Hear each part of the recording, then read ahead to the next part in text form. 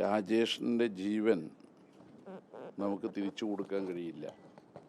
ഏത് അച്ചടക്ക നടപടിയും രാജേഷിൻ്റെ ജീവനേക്കാൾ വലുതല്ല. രാജേഷിൻ്റെ വീട്ടിൽ 2 തവണ പോയ ഒരാളാണ് ഞാൻ. ചെറുപുഴയിലും കഴിഞ്ഞ ദിവസം സന്ദർശിക്കുകയുണ്ടായി. ബെന്നിയുമായും സംസാരിക്കുകയുണ്ടായി. ഒരാളുടെ ജീവൻ രക്ഷിക്കാൻ വേണ്ടി സ്വന്തം ലൈഫ് ജാക്കറ്റ് അയാൾക്ക് നൽകുമ്പോൾ സ്വന്തം ലൈഫ് നഷ്ടപ്പെടുമെന്ന് രാജേഷ് വിചാരിച്ചിരിക്കില്ല. പക്ഷേ രാജേഷിൻ്റെ ലൈഫ് ബലിയർപ്പിച്ചുകൊണ്ടാണ് മറ്റൊരാളുടെ ജീവൻ സംരക്ഷിച്ചത്. അതാണ് രാജേഷ്. അതിനേക്കാൾ മഹത്തരമായ മറ്റൊരു ജീവത്യാഗമില്ല. രാജേഷിൻ്റെ ഈ ജീവത്യാഗത്തെക്കുറിച്ച് ഹൈക്കോടതി ജഡ്ജി പോലും പരാമർശിക്കുകയുണ്ടായി. മാതൃകാപരമാണത്, മഹത്തരമാണത്. പക്ഷെ എങ്ങനെയാണ് നമ്മുടെ നാട്ടിൽ ഉദ്യോഗസ്ഥന്മാർക്ക് ഇങ്ങനെയൊക്കെ പെരുമാറാൻ കഴിയുന്നത്? റവന്യൂ വകുപ്പാണ് ആംബുലൻസ് ഒരുക്കേണ്ടത്. ആരോഗ്യവകുപ്പിലെ പ്രോട്ടോക്കോൾ അനുസരിച്ച് വെള്ളത്തിൽ കിടന്ന ഒരു മൃതദേഹം, അത് 4 ദിവസം വെള്ളത്തിൽ കിടന്ന് സ്വാഭാവികമായും അഴുകിയ ഒരു മൃതദേഹം ഫ്രീസറില്ലാതെ കൊണ്ടുപോകാൻ പാടില്ല എന്ന വ്യവസ്ഥ അറിയാത്തവരല്ല ആരോഗ്യ വകുപ്പിലെയും റവന്യൂവിലെയും ഉയർന്ന ഉദ്യോഗസ്ഥർ. അവിടെ പ്രാദേശികമായ ഏതെങ്കിലും ഒരു ഉദ്യോഗസ്ഥൻ ഇത്തരത്തിൽ തെറ്റായ കാര്യം ചെയ്യുമ്പോൾ ഉയർന്ന ഉദ്യോഗസ്ഥരോ മന്ത്രിമാരോ ഇടപെടണ്ടേ? ഇടപെടാൻ പറ്റുന്ന രീതിയിലാണോ കേരളത്തിലെ സർക്കാർ ഇപ്പോൾ? മന്ത്രിമാരെല്ലാം പറയുന്നത് എന്താ? രക്ഷാപ്രവർത്തനത്തിൽ പങ്കെടുക്കുന്നവർ സ്വന്തം റിസ്കിലാണ് ആ സേവനത്തിൽ പങ്കെടുക്കേണ്ടത് എന്നൊരു മന്ത്രി. മറ്റൊരു മന്ത്രി കടലിൽ പോയാൽ കണ്ടെത്താൻ ദിവസങ്ങളെടുക്കുമെന്ന് മലയാളികളെ പരിഹസിക്കും വിധത്തിൽ പ്രതികരിക്കുന്നു. ഒരു മന്ത്രി തീരദേശത്തേക്ക് പോയിട്ടേയില്ല. തീരദേശത്തിൻ്റെ മന്ത്രി. ഇതിനെല്ലാം നേതൃത്വം കൊടുക്കുന്ന മുഖ്യമന്ത്രിയാവട്ടെ ഹെലികോപ്റ്ററിലൂടെ ഊര് ചുറ്റുന്നു, ജ്വല്ലറി ഉദ്ഘാടനം ചെയ്യുന്നു. പിന്നെ എങ്ങനെയാണ് താഴെയുള്ള ഉദ്യോഗസ്ഥന്മാർക്ക് ശരിയായ രീതിയിൽ പ്രവർത്തിക്കാൻ കരുത്തുണ്ടാവുക? പ്രവർത്തിച്ചില്ലെങ്കിൽ അത് താൻ ചോദ്യം ചെയ്യപ്പെടും എന്ന ഒരു മാനസികാവസ്ഥ ആ ഉദ്യോഗസ്ഥനുണ്ടാവുക? അങ്ങേയറ്റം ദയനീയമാണ് സർക്കാരിൻ്റെ സ്ഥിതി. പ്രതിസന്ധി ഘട്ടത്തിലാണ് ഒരു ടീമിനെയും കൂട്ടായ്മയെയും നമ്മൾ കാണേണ്ടത്. അത് കേരളത്തിൽ ഉണ്ടായില്ല. ഇന്നിപ്പോൾ പരിയാരം മെഡിക്കൽ കോളേജിൽ നിന്ന് കിട്ടിയ ഒരു റിപ്പോർട്ട്, കോൺഗ്രസ് അനുകൂല സംഘടന പരീക്ഷാ ഡ്യൂട്ടി നിലവിലുള്ള സമയത്ത് ഒരു ജീവനക്കാരിയെ നിർബന്ധമായും ട്രാൻസ്ഫർ ചെയ്യാൻ വേണ്ടി പരിശ്രമിച്ചപ്പോൾ ആ വകുപ്പിൻ്റെ മേധാവി അവരോട് പറഞ്ഞു, പരീക്ഷ കഴിഞ്ഞിട്ട് മാറ്റാം. ഇത് ഇന്ത്യയിൽ നിന്ന് പാകിസ്ഥാനിലേക്കുള്ളൊരു മാറ്റമല്ലല്ലോ. എ ഡിപ്പാർട്ട്മെൻറ്റിൽ നിന്ന് ബി ഡിപ്പാർട്ട്മെൻറ്റിലേക്ക് പരിയാരത്ത് തന്നെയുള്ള മാറ്റമല്ലേ? ഇന്ന് ആ വകുപ്പ് മേധാവി ലീവിലായിരുന്നു. ആ സ്ഥലത്ത് ഒരു ലേഡിയാണ് ചുമതല. ആ ലേഡി ഡോക്ടറെ പറയാൻ ഇനി ബാക്കിയൊന്നുമില്ല. മലയാള ഭാഷയിലുള്ള എല്ലാ തെറിയും കൊണ്ട് അഭിഷേകം ചെയ്ത് ആ ലേഡി ഡോക്ടറെ കയർത്ത് സംസാരിച്ചതിനെ തുടർന്ന് പെട്ടെന്ന് ഹൃദ്രോഗ വേദനയുണ്ടായി ആൻജിയോഗ്രാം ചെയ്തിരിക്കുകയാണ്. എന്താ ഇത്? കേരളത്തിൽ വെള്ളരിക്ക പട്ടണമാണോ? മുഖ്യമന്ത്രി കഴിഞ്ഞ ദിവസം സെക്രട്ടേറിയറ്റിലെ ഒരു കോൺഗ്രസ് അനുകൂല സംഘടനയുടെ സമ്മേളനത്തിൽ പറഞ്ഞു, ട്രാൻസ്ഫറൊക്കെ ഉണ്ടാവും, ഓർത്തു വെച്ചോ. ആ ഭീഷണി സ്വരത്തിലുള്ള സംസാരമല്ലേ പരിയാരം മെഡിക്കൽ കോളേജിലെ കോൺഗ്രസ് അനുകൂല സംഘടനയുടെ ആളുകൾക്ക് ഒരു ഡോക്ടറുടെ മേക്കിട്ട് കയറാൻ കരുത്ത് നൽകിയത്. ആരോഗ്യമന്ത്രിയുടെ പ്രൈവറ്റ് സെക്രട്ടറി ഒരാശുപത്രിയിലെ ഡോക്ടറെ കാണിച്ചു തരാമെന്ന് പറഞ്ഞിട്ടുള്ള ഭീഷണിയല്ലേ. ഡോക്ടർമാരുടെ സംഘടന പ്രതിഷേധിച്ചില്ലേ?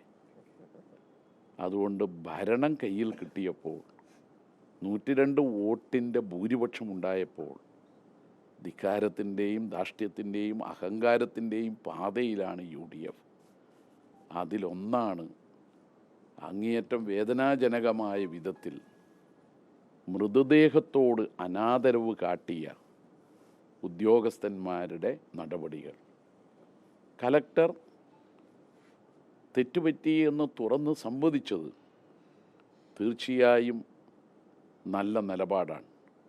നടപടി എടുത്തതും പൊതുവെ നടപടിക്ക് വിധേയമാകേണ്ട ആളാണ് എന്ന കാര്യം വ്യക്തമാക്കുന്നതാണ്. പക്ഷേ ആ നടപടി കൊണ്ടൊന്നും ജീവൻ നഷ്ടപ്പെട്ട രാജേഷിൻ്റെ കുടുംബത്തിന് പകരമാവില്ല. ആ കുടുംബത്തെ സർക്കാർ സഹായിക്കണം. ആ കുടുംബത്തിന് സ്വന്തമായി വീടില്ല, വീട് പണിയിലാണ്. രാജേഷിൻ്റെ ഒരു പ്രത്യേകത 2018 മുതൽ മുണ്ടക്കൈ ദുരന്തം വരെയുള്ള എല്ലാ ദുരന്തഭൂമിയിലും മറ്റാരും പറയാതെ കേരളത്തിലെ മത്സ്യത്തൊഴിലാളികൾ, മലയാളികൾ പ്രതിസന്ധിയിലാവുമ്പോൾ രക്ഷപ്പെടുത്താൻ സൈന്യമായി പ്രവർത്തിച്ചതുപോലെ സ്വന്തമായി സുഹൃത്തുക്കളെയും കൂട്ടി കാശ് മുടക്കി രക്ഷാപ്രവർത്തനത്തിൽ ഏർപ്പെടുന്ന ഒരാളാണ്. അദ്ദേഹത്തിന് സ്വന്തമായി വീടില്ല. അദ്ദേഹത്തിൻ്റെ സഹോദരൻ കുറച്ച് മുമ്പാണ് മരണപ്പെട്ടത്. അദ്ദേഹത്തിൻ്റെ 2 കുട്ടികൾ 9ാം ക്ലാസ്സിലും 8ാം ക്ലാസ്സിലും പഠിക്കുന്ന കുട്ടികളാണ്. ഭാര്യയ്ക്ക് ജോലിയില്ല. അതുകൊണ്ട് ആ കുടുംബത്തെ സംരക്ഷിക്കണം, വീട് നിർമ്മിച്ചു കൊടുക്കണം, ഒപ്പം കുടുംബത്തിൽ ഒരാൾക്ക് ജോലി കൊടുക്കണം. അങ്ങനെയെല്ലാം ചെയ്താലും നമുക്ക് രാജേഷിൻ്റെ കുടുംബത്തോടുള്ള കടപ്പാട് തീരില്ല.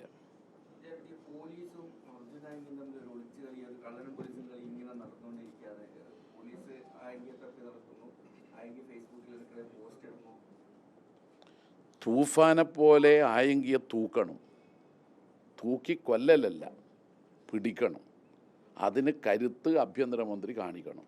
പോലീസിനെ ഉപയോഗിച്ച് ആയെങ്കിൽ എവിടെയാണോ അവിടെ പോയി പിടിക്കണം. ഇന്നലെ വെടിവെക്കണം എന്ന് പറഞ്ഞു. ഇന്നിപ്പോ രമേശ് ചെന്നിത്തല പറഞ്ഞു ഞാനങ്ങനെ പറഞ്ഞില്ല എന്നാണ്.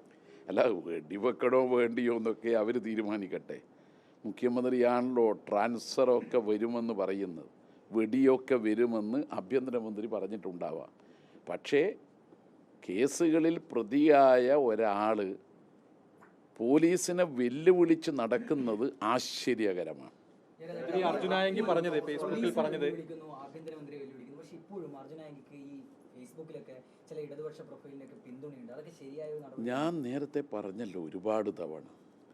ഞാനല്ലേ നേരത്തെ പറഞ്ഞത്, കൊട്ടേഷൻ സംഘത്തിൻ്റെ ഒരു പിന്തുണയും CPM-നോ ഇടതുപക്ഷത്തിനോ സോഷ്യൽ മീഡിയയിലുള്ള ആശയപ്രചരണത്തിൻ്റെ ആവശ്യമില്ല. അവരെ പിന്തുണക്കാൻ ആരെങ്കിലും തയ്യാറാവുന്നുണ്ടെങ്കിൽ അവർ ക്രിമിനലുകളും കൊട്ടേഷൻ സംഘത്തിലെ അംഗങ്ങളുമായവരെയാണ് പിന്തുണക്കുന്നത് എന്ന് കരുതുക, അതിൽ നിന്ന് പിന്തിരിയുക. അതുകൊണ്ട് കൊട്ടേഷൻ സംഘം അവർക്ക് പാർട്ടിയില്ല, രാഷ്ട്രീയമില്ല, ഒറ്റ കാര്യമേ ഉള്ളൂ, കൊട്ടേഷൻ മാത്രം. കൊട്ടേഷൻ സംഘത്തെ കൊട്ടേഷൻ സംഘമായി കാണണം. ഈ സംഘങ്ങളെ പോറ്റി വളർത്തിയത് മുൻ ജില്ലാ സെക്രട്ടറി ആണെന്ന് പറഞ്ഞിട്ട് CPM-ന്റെ മുൻ കമ്മിറ്റി അംഗവും മനു തോമസ് ഇങ്ങനെ അതിലൊന്നും ഒരു വസ്തുതയില്ല. വെറുതെ ഒരാളെ കണ്ടുകൂടായിക കൊണ്ട് ഒരാളുടെ മേൽ പഴിചാരി പോകുന്നത് ഉചിതമല്ല. സത്യം സത്യമായി കാണണമല്ലോ. CPIM അദ്ദേഹം അടക്കമുള്ള കമ്മിറ്റിയാണ് അന്ന് ഈ കൊട്ടേഷൻ സംഘത്തെ തള്ളിപ്പറയണമെന്നും പേരെടുത്തുകൊണ്ട് പരസ്യമായി പറയണമെന്നും തീരുമാനിച്ചത്.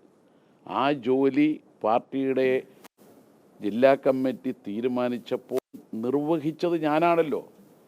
പാർട്ടിയുടെ ഏതെങ്കിലും ഒരു വ്യക്തിയുടെ തീരുമാനമല്ലല്ലോ, അത് കൂട്ടായ്മയുടെ തീരുമാനമാണല്ലോ. അതുകൊണ്ട് അതിൽ CPM-ന് അശേഷം സംശയമില്ല. ഇവിടെയുള്ള CPM-നോ തിരുവനന്തപുരത്ത് സംസ്ഥാന നേതൃത്വത്തിലുള്ള CPM-നോ ഒരു സംശയവും അക്കാര്യത്തിലില്ല. ഈ അർജുൻ നായക് ഫേസ്ബുക്ക് പോസ്റ്റിൽ പറഞ്ഞത് ഈ പിടികൂടാനുള്ള ശ്രമങ്ങൾ നടക്കുന്ന സമയത്ത് ഞാൻ വളർന്നു വന്ന പാർട്ടി വേറെയാണ് എന്ന് പറഞ്ഞുകൊണ്ടാണ് രമേശ് ചെന്നിത്തലയെ വെല്ലുവിളിച്ചത് ആഭ്യന്തരമന്ത്രി. ആ പാർട്ടി കൊട്ടേഷൻ പാർട്ടിയാണ്, അതിലെന്താ സംശയം? കൊട്ടേഷൻ പാർട്ടി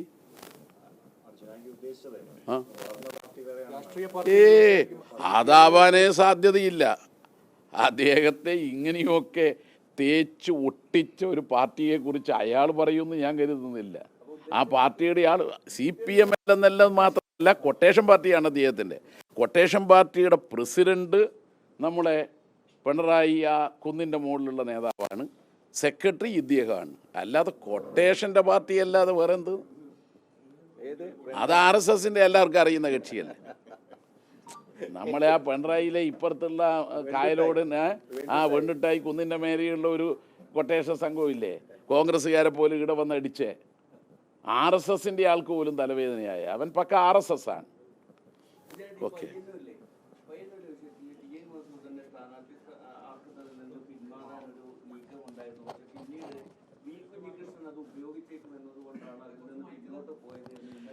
അതെല്ലാം നേരത്തെ ചർച്ച ചെയ്ത് ഒരുപാട് തവണ പറഞ്ഞു കഴിഞ്ഞതാണ്. ഇപ്പോൾ അവിടുത്തെ MLA-യോട് പറയേണ്ടത് ആ ദുരിതം അനുഭവിക്കുന്ന രാജേഷിൻ്റെ വീട്ടിൽ പോയി അവരെ ഒന്ന് ആശ്വസിപ്പിക്കാൻ പറ.